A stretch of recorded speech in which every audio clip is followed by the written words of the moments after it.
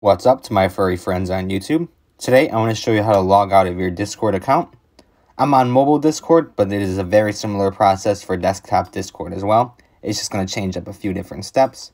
But once you're on mobile, you're going to open up your app, obviously, and then you're going to want to hit your profile picture in the bottom right hand corner.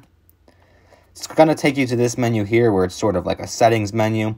You're just going to scroll all the way down and get past all of these other different settings, and then eventually once you scroll to the bottom you will see a highlighted red icon that says log out, and once you press on that it's just going to immediately log out. Unlike other apps, there is no confirmation or anything like that, so make sure you actually want to log out before hitting this because it's going to log you out right away. Luckily Discord makes this very simple for you to do, but if you did have any questions or were confused on how this works, be sure to comment down below and I'll get back to you as soon as possible.